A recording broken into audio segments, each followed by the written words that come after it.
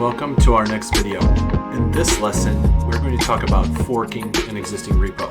Now this is what you would do in a typical open source scenario, or it might be a scenario where your team has multiple departments, or perhaps you're using a deployment strategy like dictator and lieutenants, or an integration manager, where you have a blessed repository that lives that nobody really has rights to, but then your different departments fork that into their lieutenants, and then you work off of that with your own forked version for your local development efforts that you make at GitHub as well.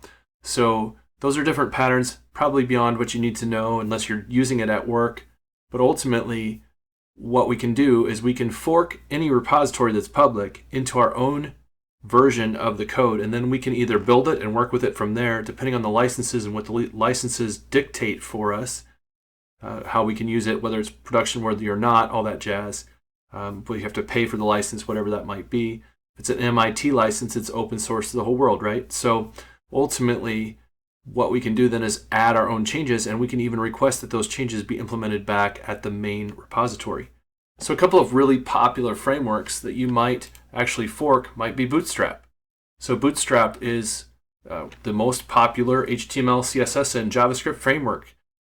Quite frankly, it's very good at making responsive websites, and it is used a lot, and it is included in most .NET Core projects by default. So if you're doing that website world, you're probably seeing it at least.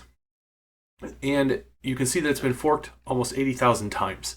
So that means almost 80,000 people have made their own copy of Bootstrap to use or to add enhancements.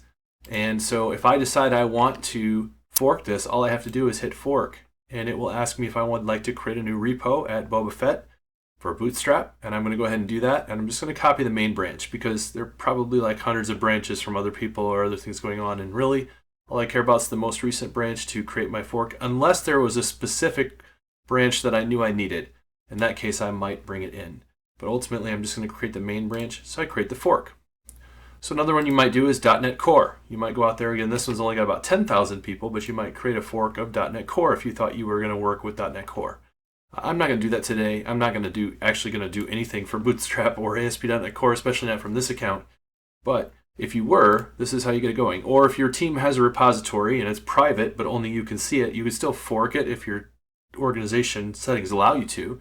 Again, having some sort of dictator or blessed repository where the source of truth code lives, and then that's forked into a lieutenant or an integration manager that is ultimately going to be the repo that you fork, and you make your changes and you request the changes you make go into that repo, and then ultimately those integration managers or dictators are brought back together at the blessed repository level, and that's how your organization can work with hundreds of developers.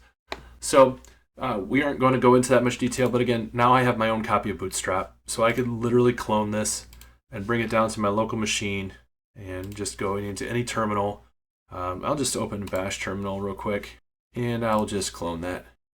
So now that I could do that, I bring my own version of Bootstrap down. Now you can see that this is a very large repository, so this is going to take a minute to bring it down.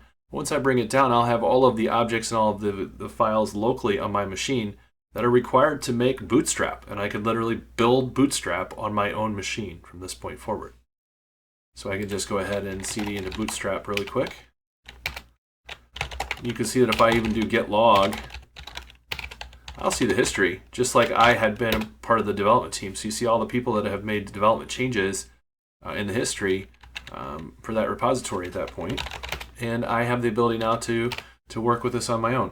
Now clearly, if I was going to work with this, I would create a branch. I would then make my changes, and then I would push my branch to my repository, and then from there I would request that my branch be merged into Bootstrap. I'm not going to make the pull request, but how about we do this? I'll show you what that process does look like really quick. I just create a branch, get switch-c. We'll call this my feature. So let's say I was going to add code to Bootstrap for some reason. I would switch to my feature branch, code dot. I would say, hey, I want to go into the Bootstrap files here, and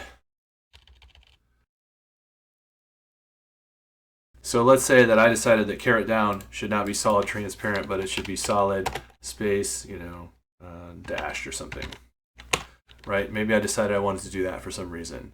I would make that change. I'm making that change local. Now, I just want to be clear This is my local version of the file, so it's not affecting anything at Bootstrap, and you'll never see this code at Bootstrap. But if I open up bash here in my local git status, I can say I have that git add, git commit, and bash m demo do not merge. I'll push that up, so you can see that I still have to do my git push-u origin and then my dash feature, since I don't have any tracking on my feature yet. And so that pushed it to my feature. Now I still haven't affected Bootstrap at all. I just have in my local version of Bootstrap a new caret down solid dashed width, whatever. I'm not even sure why that's, or, if that's legal. So what have I done? I created at GitHub my own branch. You see that my feature has 2 branches. So if I was going to ask Bootstrap to actually merge this, I would select their repository as the base into main, my repository with the feature, and I would say this is what I'd want to do. And you see that they have a bunch of rules, and then you put create pull request, and then they would ask me, they'd either accept it and merge it in, or they'd say this is rejected because it's terrible code or whatever it might be.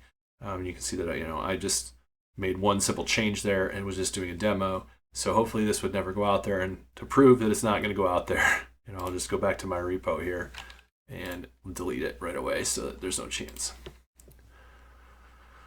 So in my Bootstrap, I have 2 branches. I'm going to go ahead and go to my branch here, and I'm just going to delete my feature so that there's no chance that I'll ever have that merge by accident. And in fact, to clean this up, since I'm never actually going to merge Bootstrap, I'm going to just delete the whole Bootstrap fork that I just did. I just wanted to show how you could do that, and that's part of the process of making it happen. And just so you know, you don't have to be afraid of changing their repository. This is basically me just deleting my own stuff. So I will no longer have once I put my authentication code in, I'll no longer have a fork of Bootstrap that I could then work against. And that's all there is to the forking of a repo. I got the code, I was able to do stuff with it, I was able to modify it, I can even ask for a change back at the main repository. And that's all there is for this video. So thank you very much.